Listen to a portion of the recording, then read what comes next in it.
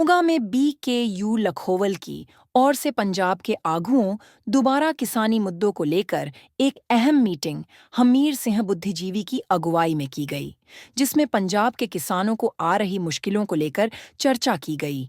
वहीं केंद्र सरकार की ओर से पेश किए गए बजट में किसानों को कुछ भी नहीं दिया गया। वहीं पंजाब को सबसे पीछे रखा गया है। वह पानी के मुद्दे को लेकर चर्चा की गई। वहीं पंजाब सरकार की ओर से मालवा नहर निकालने के लिए मुख्यमंत्री ने भी गिद्रबाहा में इस बारे में किसानों को संबोधन किया था। वहीं इस बात पर किसानों ने मुख्यमंत्री का धन्यवाद किया और कहा कि कहीं यह प्रोजेक्ट बातों और कागजी न रह जाए। मिशन की बात करते हैं किसानी मुद्दे की। इस समय पंजाब की अगर बात की जाए तो पंजाब में किसानी किस ओर जा रही है? पंजाब में किसानी की हालत जो है वो बहुत नाजुक बनी हुई है।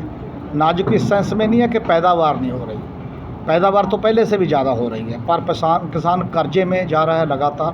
कर्जे के कारण जो कमज़ोर किसान है वो सुसाइड भी कर रहा है, खुदकुशी कर रहा है। और इसलिए किसान दो डिमांड कर रहे हैं, मेजर डिमांड्स दो।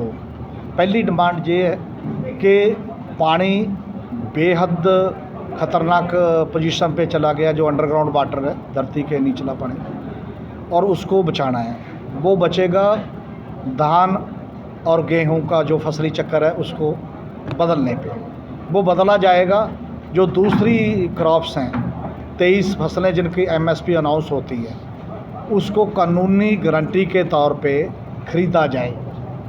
वो ख़रीदा नहीं, किसान आलू लगाता है, किसान ने सूरजमुखी लगाई, पर मार्केट में उड़ जाती है वो चीज़, इसलिए फिर अगले साल फिर पैडी पे आ जाता है।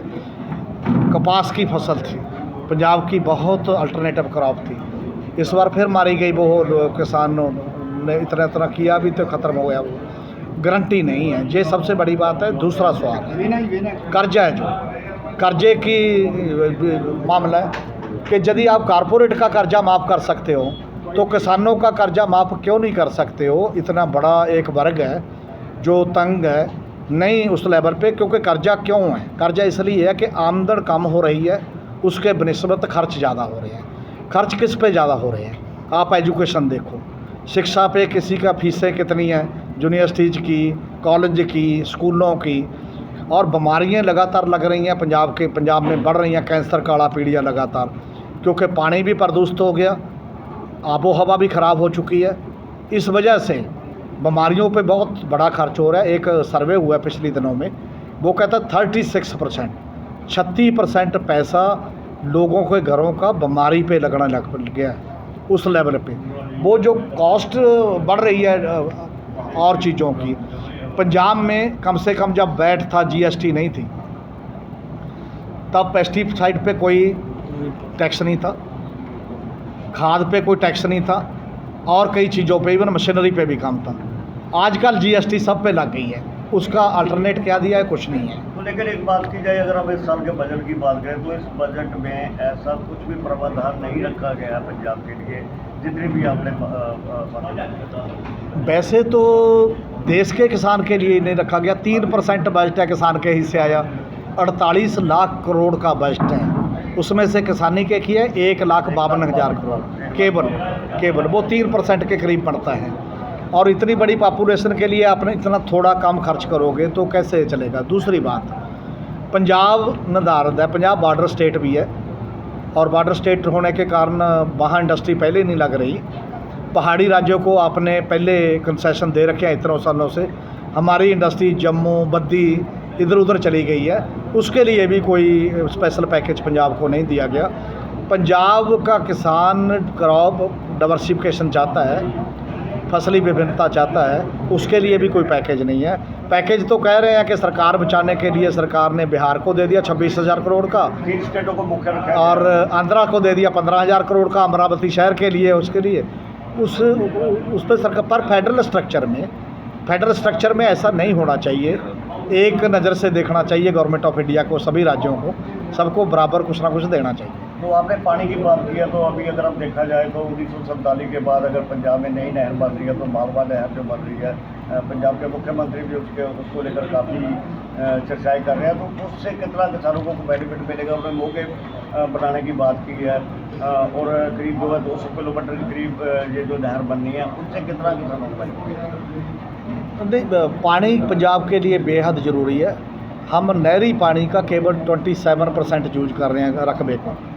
बाकी सारा पानी जो हमारा है वो अंडरग्राउंड वाटर है।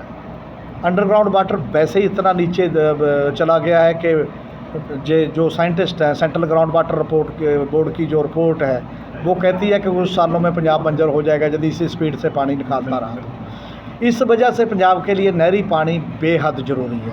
और यदि ये नहर निकल जाए, ठीक तरीके से चले, पानी अपने आप को मिलने लगे तो जो ये स्वागत जो कदम होगा। पर पैसा कहाँ से आएगा? 2300 करोड़ ये गवर्नमेंट ने देखना है। और 150 किलोमीटर का जो चलनी है वो लिफ्ट, और अब उन्होंने वो डिज़ाइन चेंज कर दिया है। पहले कहते थे 718 क्यूसेक जाएगा, अब 2000 क्यूसेक जाएगा। वो क्या 2000 क्यूसेक हमारे पास सरप्लस वाटर है, ये भी देखना पड़ेगा।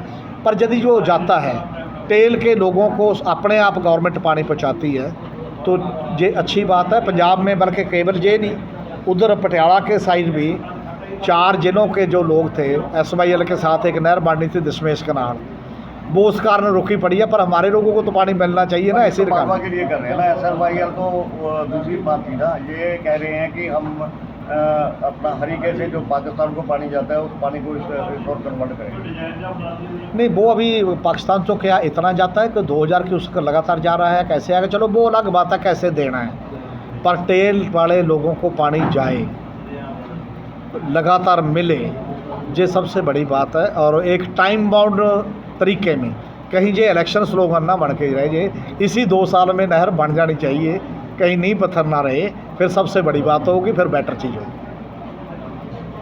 प्रेस की ताकत के लिए मोगा से हरपाल सिंह सहारण की रिपोर्ट।